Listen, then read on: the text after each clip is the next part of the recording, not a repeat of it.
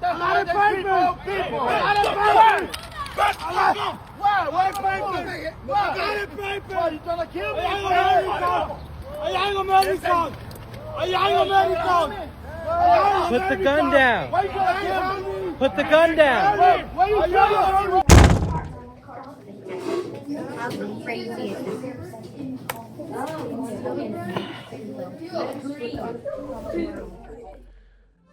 I grew up in France in the 1990s.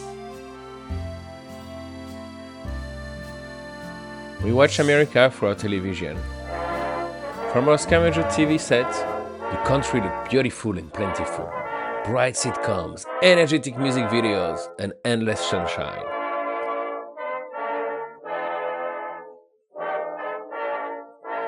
From our tiny little apartment, the five of us sharing a little space with damp winter, the US seemed like another planet. There were big houses, wide streets, healthy, smiling people.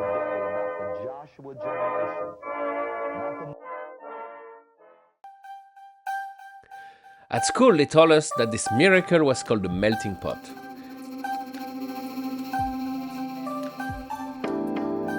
It sounded quite sophisticated to say it in English, the melting pot. I never imagined I would be living in America. And probably not as a public school teacher. But the first time I stepped into an American classroom, I began to suspect that the melting pot was really a multi-layer cake.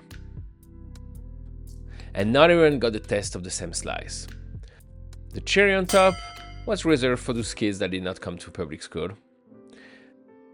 For us, some tasted the frosting, many got the crumb. Good morning, students. As part of Hispanic Heritage Month, we honor Lin-Manuel Miranda, the award-winning writer, actor, and composer of Hamilton and In the Heights. He celebrates the stories and rhythms of Latino communities and reminds us that our voices matter in shaping history.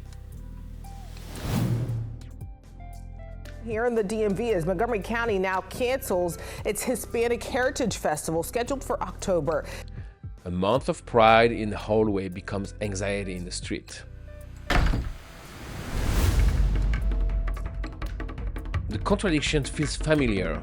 The same I grew up watching on television, the bright, idealized America on screen and the bleaker one behind it.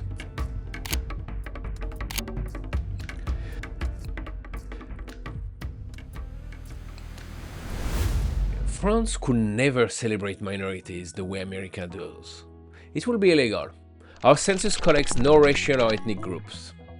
We have a colorblind legacy meant to prevent discrimination after the Vichy regime's abuses. So when I first arrived in America, the celebration confused me and fascinated me. Only later did I learn that Heritage Month weren't born from generosity from the government, but from resistance, from the resistance of minorities.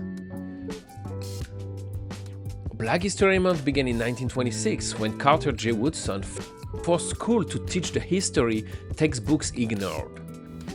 In the 1920s, Carter G. Woodson, a great black educator, came to realize that if black Americans were to regain their dignity, they would have to begin by regaining their past. And he founded the Association for the Study of Afro-American Life and History. And in 1926, he launched the first Black History Month.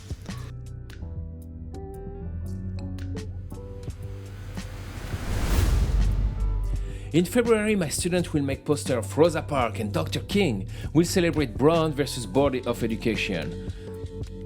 What we will likely forget to talk about is how our schools are resegregating. Since 1988, the number of apartheid schools, the school with less than 1% white enrollment, has more than doubled.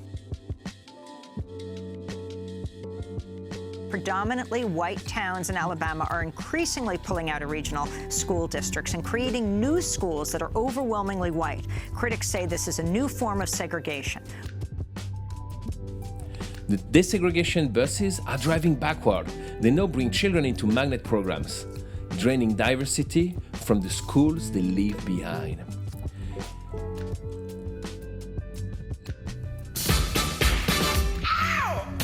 As a kid, I idolized the US through that narrow television lens.